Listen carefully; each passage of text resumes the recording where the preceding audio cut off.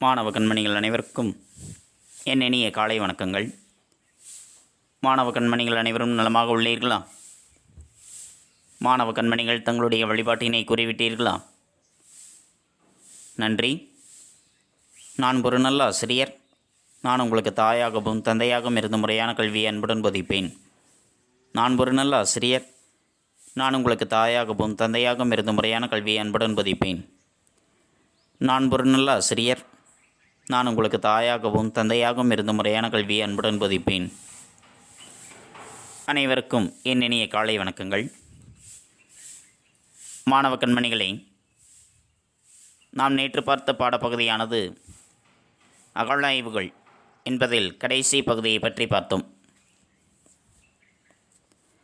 கடைசியாக உரையாற்றிய செல்வன்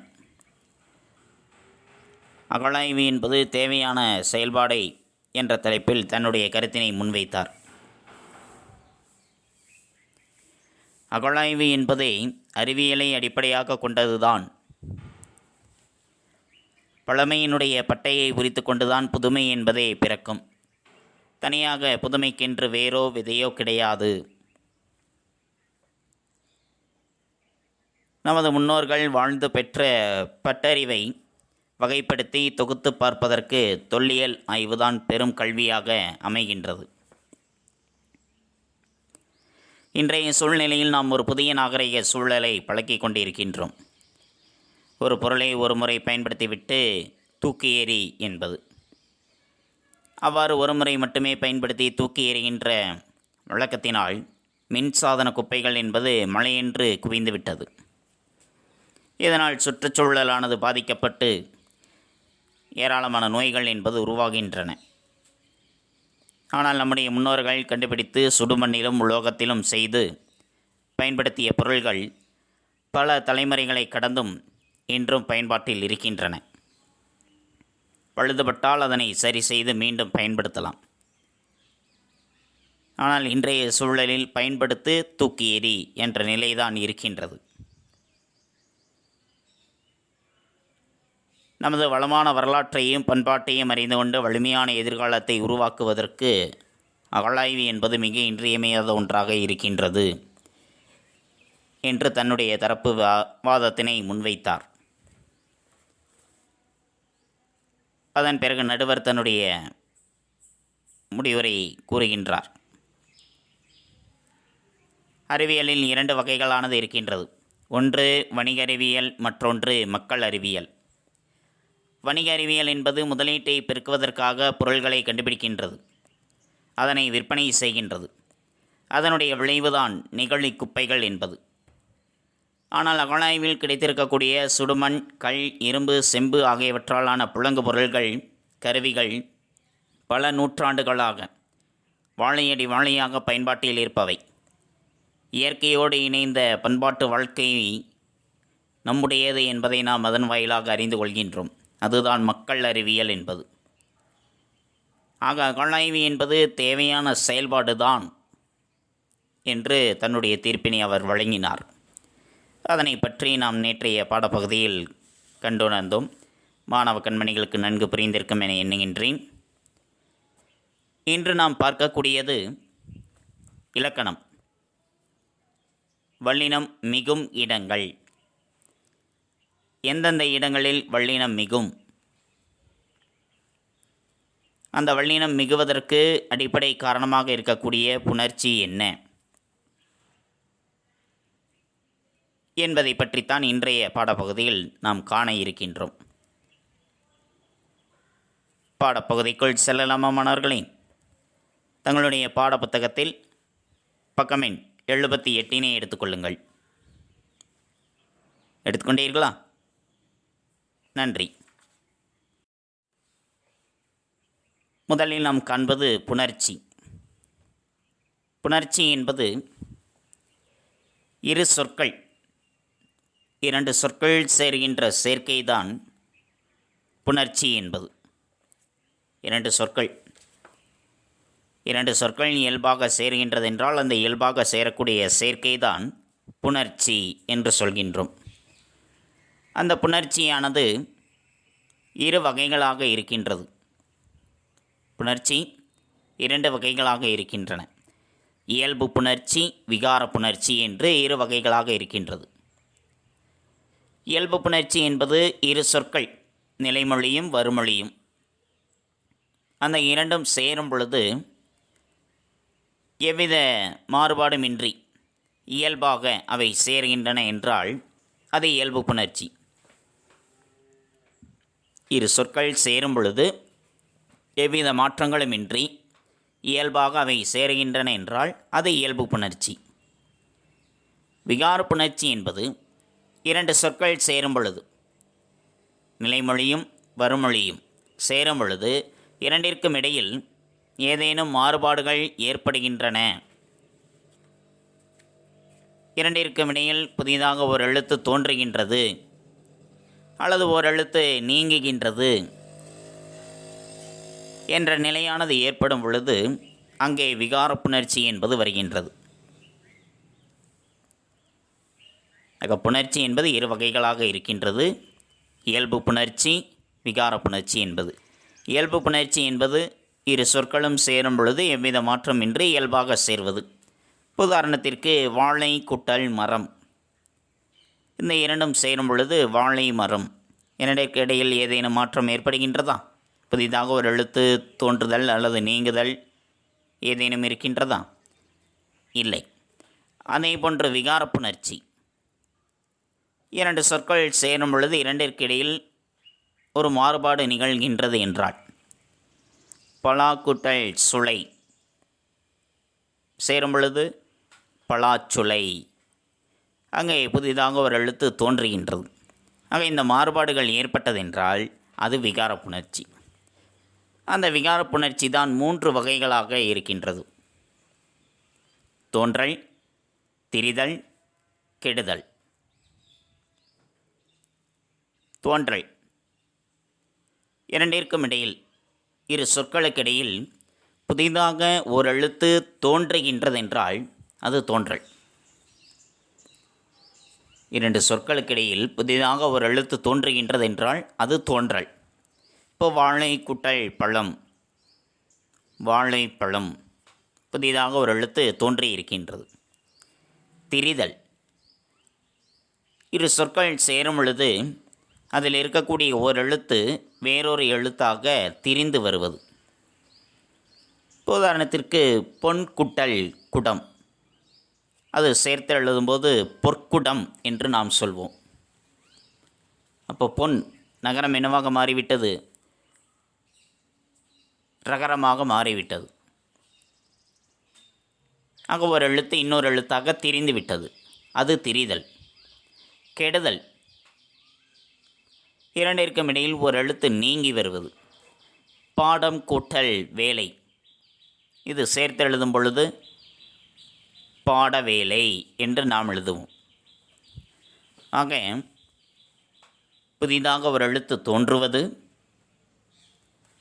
ஒரு எழுத்து இன்னொரு எழுத்தாக திரிந்து வருவது, ஒரு எழுத்து நீங்கி வருவது, இவைதான் விகார புணர்ச்சியினுடைய மூன்று வகைகள். இதில் வல்லினம் மிகும் இடம் என்பது, வல்லினம் மிகுந்து வருதல் என்பது தோன்றல் விகார புணர்ச்சியினுடைய வகை. ஏன்னா இரண்டிற்கும் இடையில் புதிதாக ஒரு எழுத்து தோன்றுகின்றது. ஆக அது தோன்றல் விகாரத்தில் வரக்கூடியவை. புரிந்ததா மாணவர்களே? வல்லினம் மிகும் இடம் என்பது எந்த விகார புணர்ச்சியில் வரும்? தோன்றல் விகாரத்தில் வரும். புணர்ச்சி எத்தனை வகைப்படும்?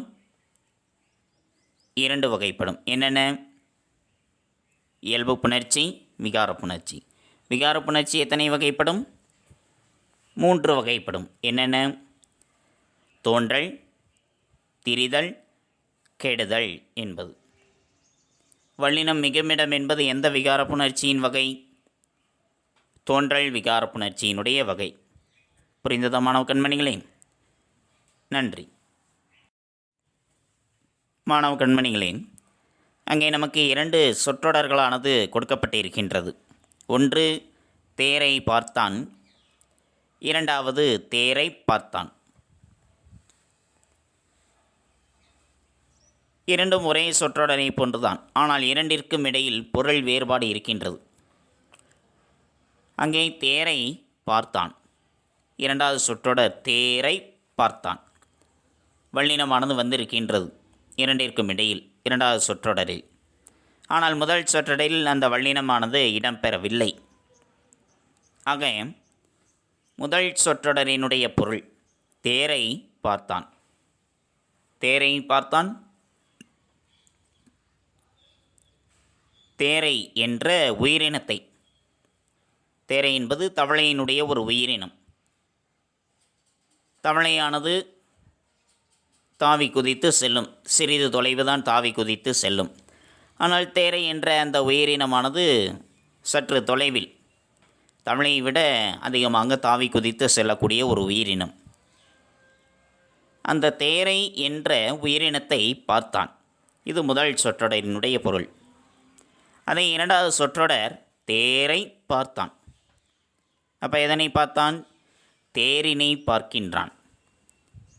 உருண்டோடுகின்ற தேரினை, தேர் என்ற ரதத்தினை அவன் பார்த்திருக்கின்றான்.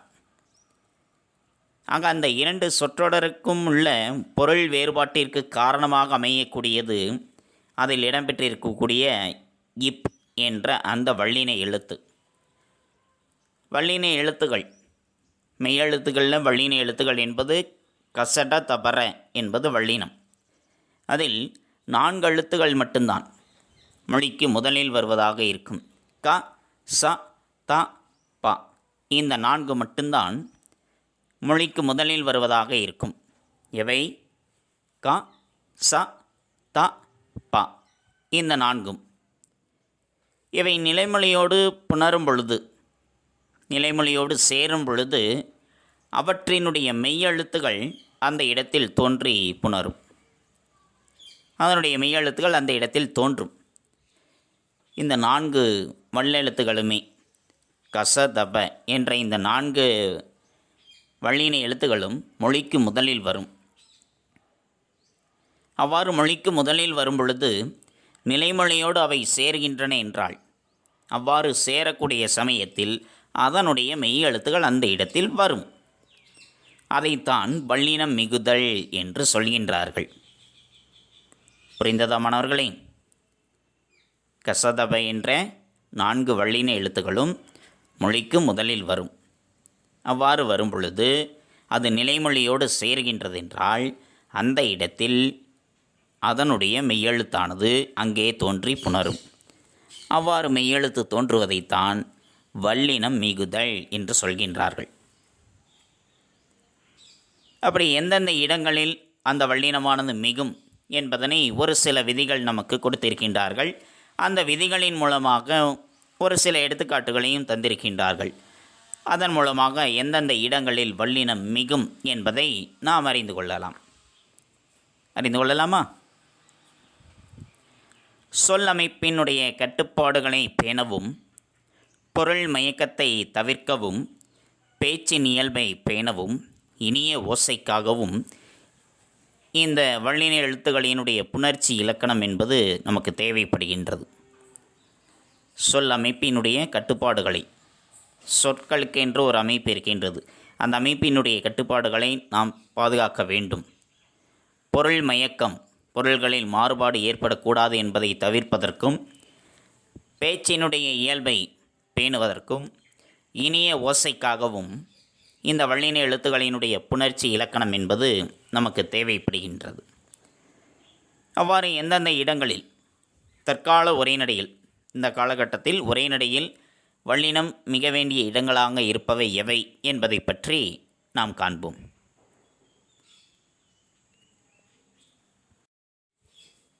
முதலில் நாம் காண்பது சுட்டெழுத்துகள். சுட்டெழுத்துகளின் வல்லினம் மிகும்.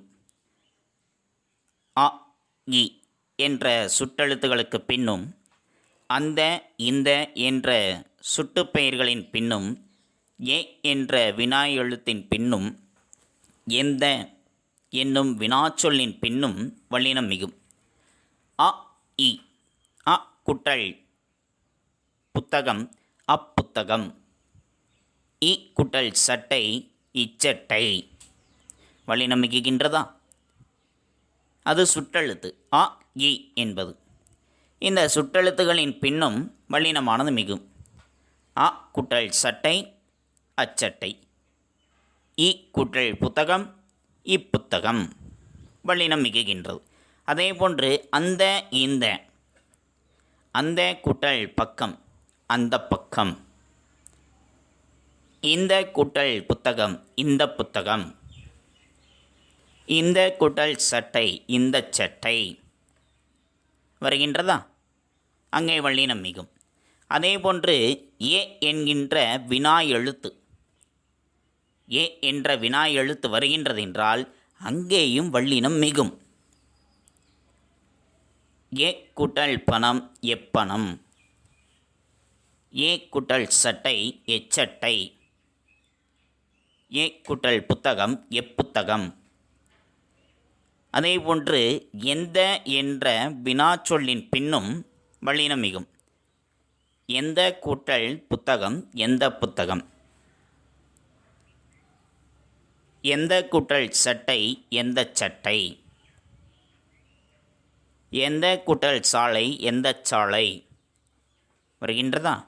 ஆக அ இ என்ற சுட்டெழுத்துகளின் பின்னும் அந்த இந்த என்ற சுட்டுப்பெயர்களின் பின்னும் ஏ என்ற வினா எழுத்தின் பின்னும் எந்த என்னும் வினாச்சொல்லின் பின்னும் வல்லினமானது மிகும்.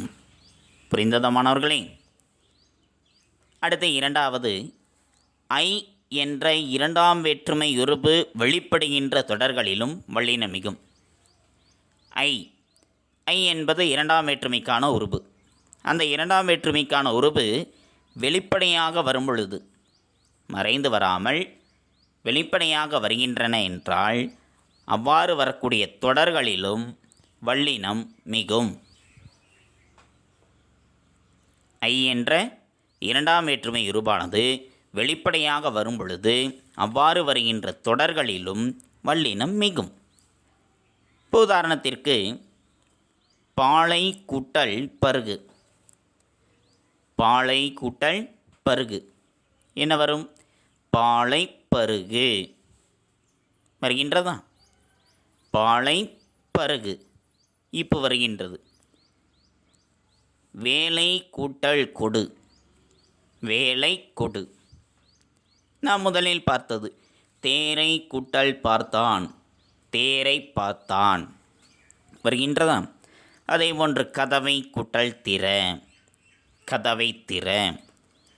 தகவல்களை கூட்டல் திரட்டு, தகவல்களை திரட்டு. காட்சியை கூட்டல் பார், காட்சியை பார். ஆக ஐ என்னும் இரண்டாம் வேற்றுமை உருபு வெளிப்படையாக வருகின்றது என்றால் அந்த தொடர்களிலும் வல்லினம் மிகும்.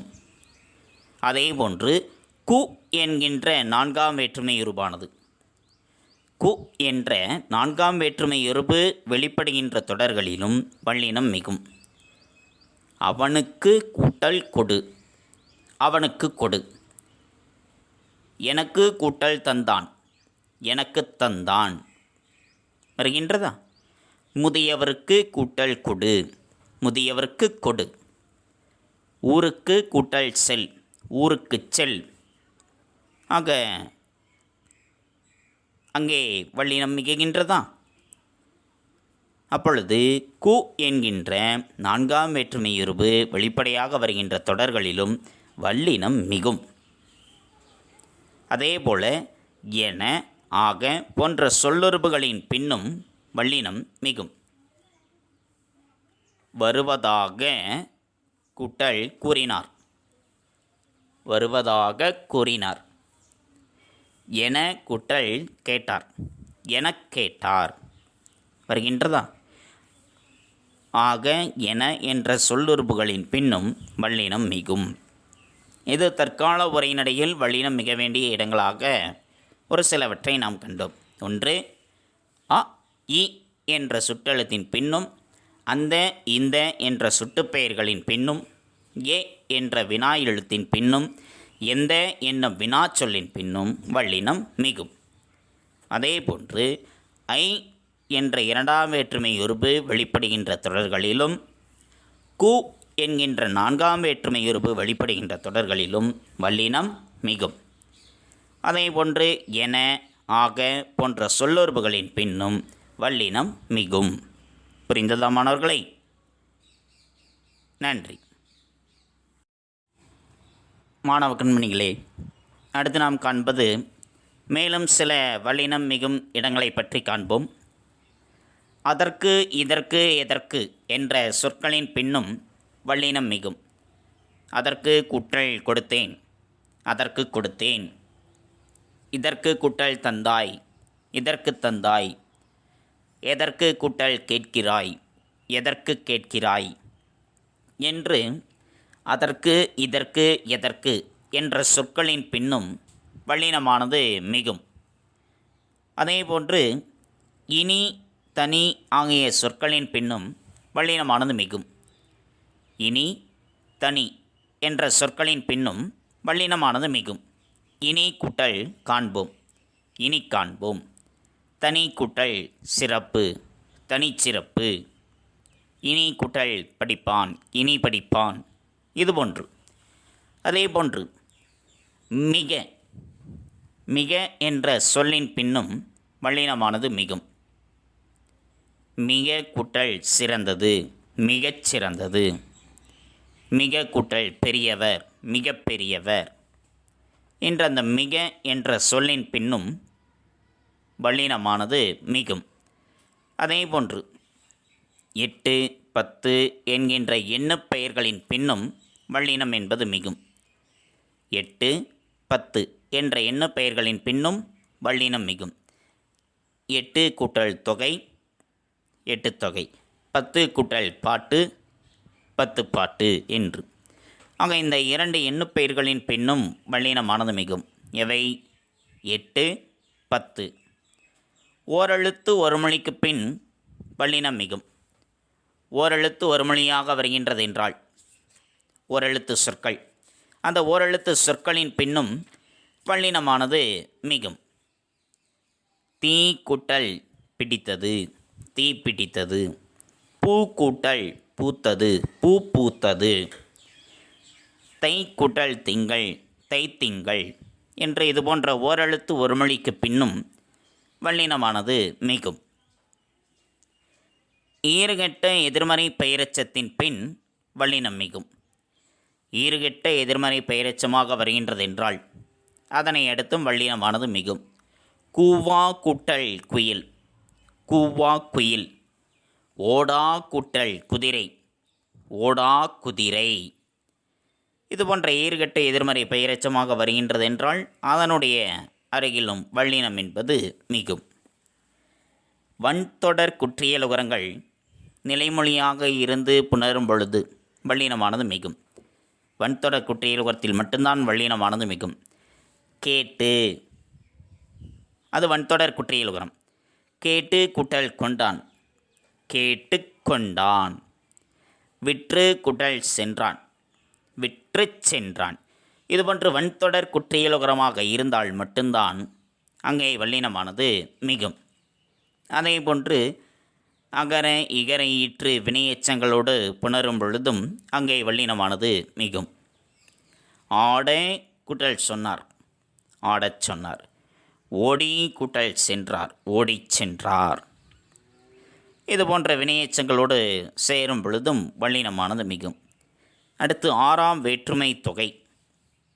6ஆம் வேற்றுமைக்கான உருபு அது வெளிப்படையாக வராமல் மறைந்து வருகின்றது என்றால் அங்கே வல்லினமானது மிகும்.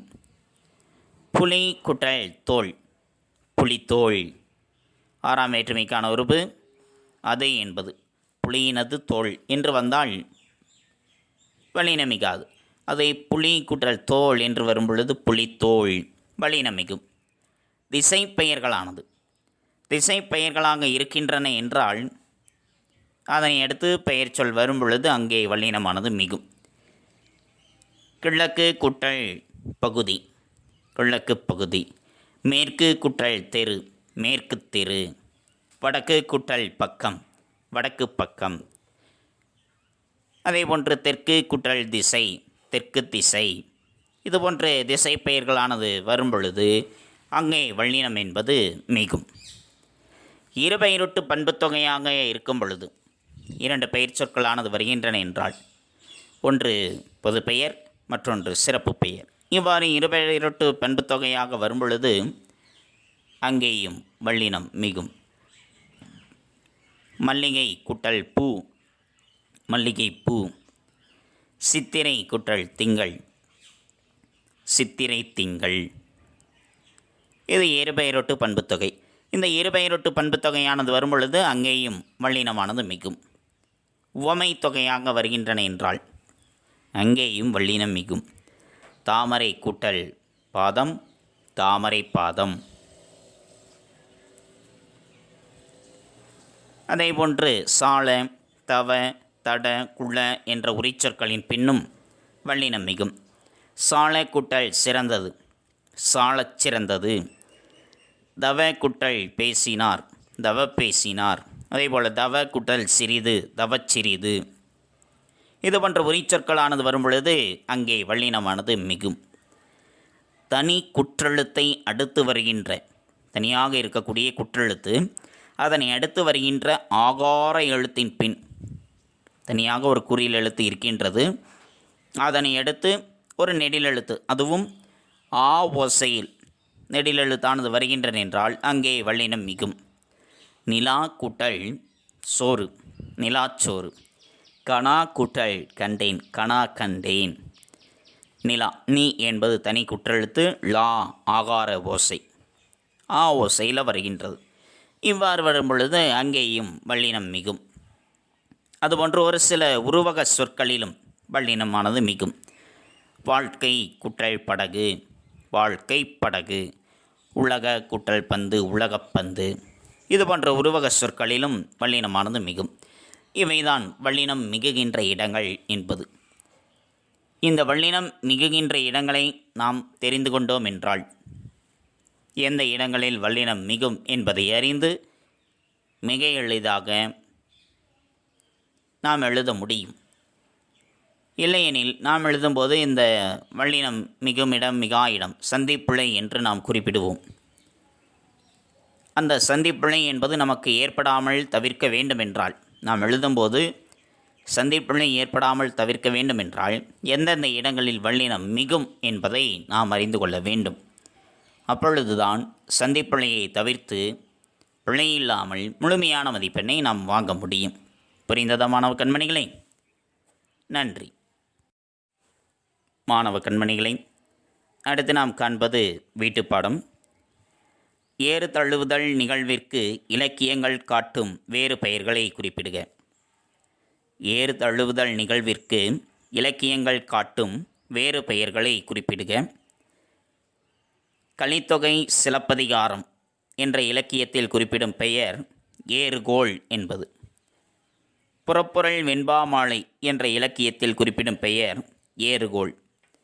கண்ணுடையம்மன் பள்ளு என்னும் மாடு தழுவுதல் என்ற இலக்கியத்தில் குறிப்பிடப்படும் வேறு பெயர் எருது கட்டி.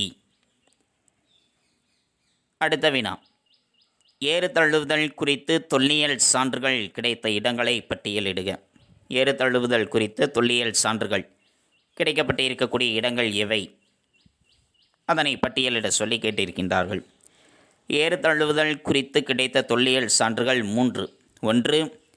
சேலம் மாவட்டம் பெரிய பயல் எடுத்த நடுகள். 2. கரிக்கையூர் பாறை ஓவியம். 3. சிந்துவெளி மாடு தழுவும் கல்முத்திரை ஆகியனவாகும். இந்த 2 வினாக்கள் தான் வீட்டுப்பாடம். இந்த 2 வினாக்களையும் ஒரு முறை எழுதி பலமுறை படித்து கொள்ளுங்கள். எழுதுவது ஒரு முறை, படிப்பது பலமுறை. தெளிவுரை எழுதுங்கள். தங்களுடைய கையெழுத்து பயிற்சியும் சற்று மேம்படுத்திக் கொள்ளுங்கள். நன்றி. மாணவ கண்மணிகளை, இதுகாரும் நாம் கண்டறிந்தது வல்லினம் மிகும் இடங்கள். புணர்ச்சி என்பது என்ன?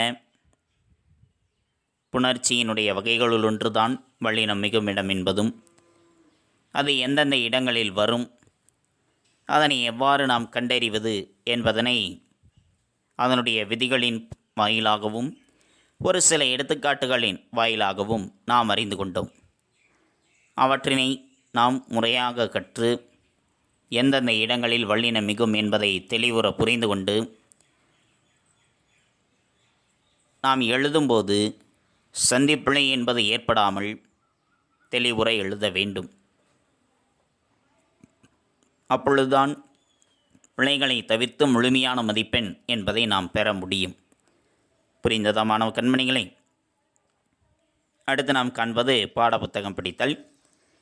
பாடப்புத்தகம் படித்தல் பக்கம் எண் 78 மற்றும் 79. பக்கம் எண் 78இல் வல்லினம் மிகுமிடங்கள் என்பதில் ஆரம்பித்து பக்கம் எண் 79இல் சில உருவகச் சொற்களில் வல்லினம் மிகும் என்பது வரைக்கும் மாணவ கண்மணிகள் பாடப்புத்தகம் படித்தலாக எடுத்துக்கொண்டு எழுந்து நின்று உறக்கப் படியுங்கள். தங்களுடைய படித்தல் பயிற்சியினை சற்று மேம்படுத்திக் கொள்ளுங்கள். அடுத்து நாம் காண்பது வீட்டுப்பாடம். வீட்டுப்பாடம் பக்கம் எண் 81இல் குருவினா 3 மற்றும் 6 ஏறு தழுவுதல் நிகழ்விற்கு இலக்கியங்கள் காட்டும் வேறு பெயர்களை குறிப்பிடுக. ஏறு தழுவுதல் குறித்து தொல்லியல் சான்றுகள் கிடைத்த இடங்களை பட்டியலிடுக என்ற 2 வினாக்கள் வீட்டுப்பாடம். அந்த வினாக்களுக்குரிய விடையை பற்றி நாம் முந்தைய பகுதியில் கண்டிருந்தோம்.